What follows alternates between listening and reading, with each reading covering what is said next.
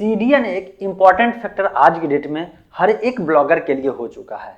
जितने भी popular blog होगा, जितने भी ब्लॉग का स्पीड ऑप्टिमाइज होगा, वो सब के सब सीडीएन इस्तेमाल करते हैं। सीडीएन पेड और सीडीएन फ्री दोनों वर्जन में अवेलेबल है।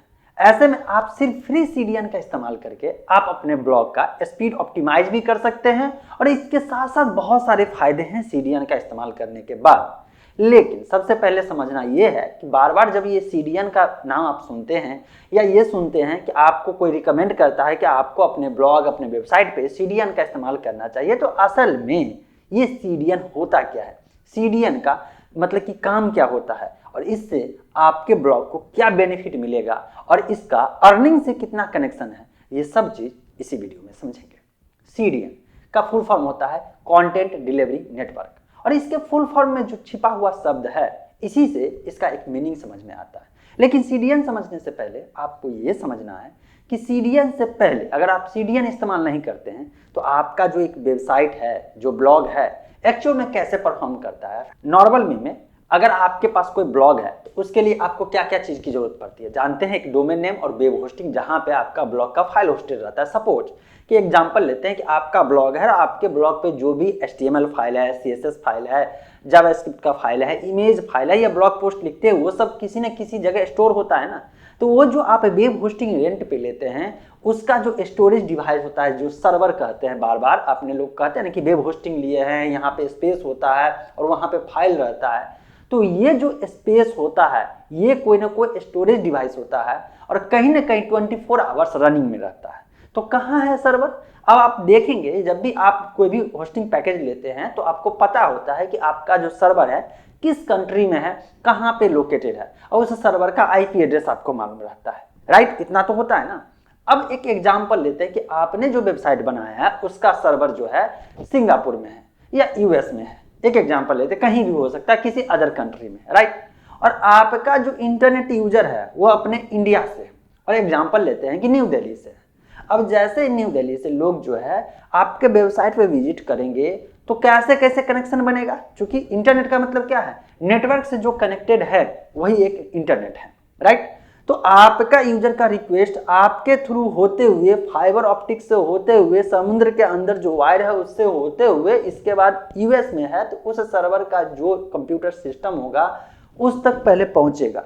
उसमें जो सर्वर होगा, उस सर्वर में मतलब कि वहां पे जो परफॉर्म करेगा वो डायनेमिकली चुकी है, तो वो रिक्वेस्ट देखेगा कि हाँ आपको ये वेब पेज देखना है, फिर वहां से आपके डिवाइस तक आएगा। अब इसमें लगता है समय, लेकिन आप खुद ही सोचें कि अगर आप US वाले सर्वर न लेकर के अपने इंडिया में कहीं पे सर्वर रहेगा तो कितना फास्ट होगा। तो जब आप इंडिया वाले सर्वर को परचेज करेंगे तो आपको ज्यादा पैसा देना पड़ेगा। और आप थोड़ा सा एक इमेजिन करिए कि आपके वेबसाइट पे इंडिया से भी ट्रैफिक आता है, US से भी ट्रैफिक आता है, मतलब इंटरनेट विजिटर आते हैं, बांग्लादेश से, पाकिस्तान से, रसिया से, मतलब कि अलग अलग कंट्री से आपके वेबसाइट पे आता है। तो अपने देश वाले के लिए तो बहुत बढ़िया कि आपका सर्वर अगर इंडिया में ही होस्टेड है तो इंडिया का लोग, इंडिया के सर्वर तुरंत जाएगा, रिक्वेस्ट तुरंत रिसीव होगा, डेटा फाइल आएगा और स्पीड बढ़िया लगेगा। लेकिन जिस समय इंडिया में सर्वर होगा और US वाले जो विजिटर आएंगे तो उसके लिए स्लो हो जाएगा। और अगर US में सर्वर है तो US वाले जो कस्टमर या विजिटर है उसके लिए तो आसान है, बहुत फास्ट वेबसाइट परफॉर्म करेगा, लेकिन इंडिया वाले के लिए प्रॉब्लम हो जाएगा। तो ये होता है बिना सीडीएन का इस्तेमाल करके। अब आते हैं कि जब सीडीएन इंप्लीमेंट करेंगे तब काम कैसे करेगा। देखिए, जब सीडीएन इंप्लीमेंट करते हैं तो ये सीडीएन कंपनी, जैसे एक एग्जांपल लेते हैं कि क्लाउडफ्लेयर का एग्जांपल लेंगे तभी तो समझ में आएगा। क्लाउडफ्लेयर सीडीएन कंपनी है। जब ये कंपनी एस्टेब्लिश हुई, सीडीएन का काम की, तो इसका काम था कि जितने भी दुनिया में देश हैं इसको जब जब पॉसिबल हुआ हर कंट्री में अपना एक डेटा सेंटर बना दिया। अब यहीं पे जब सीडीएन इस्तेमाल करेंगे और हर कंट्री में डेटा सेंटर है, तो जब आप ब्लॉग फाइल होस्ट करेंगे तो ये सीडीएन कंपनी क्या करेगी, आपके फाइल को अपने जितने भी डेटा सेंटर है, हर कंट्री में है तो हर कंट्री के डेटा सेंटर में वो एक कॉपी बना के रख देगी।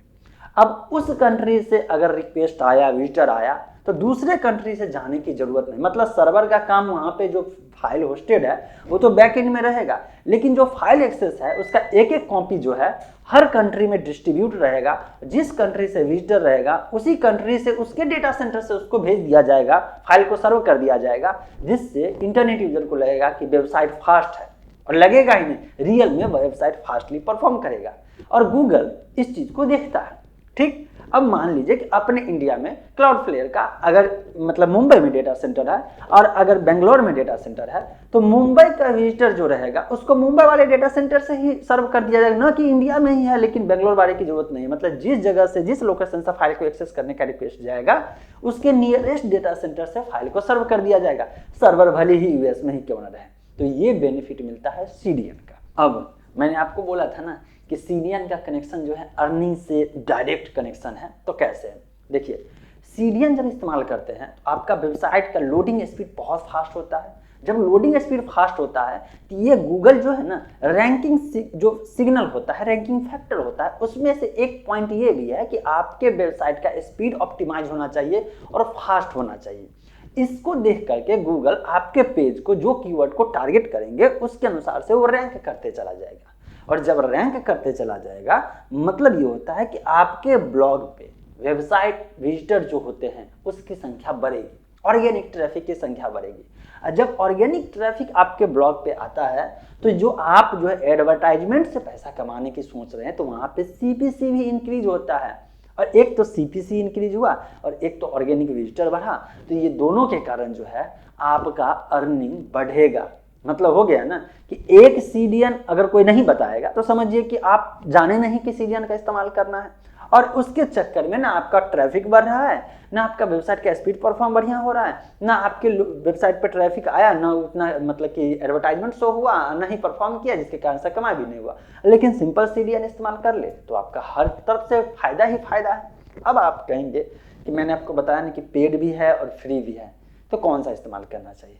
मैं पर्सनली अभी भी क्लाउडफ्लेयर का सिर्फ फ्री वर्जन इस्तेमाल करता हूँ, और फ्री वर्जन इस्तेमाल करके आप जो अपने ब्लॉग पे अच्छा खासा ट्रैफिक ला सकते हैं। पेड वर्जन की बात कभी और करेंगे।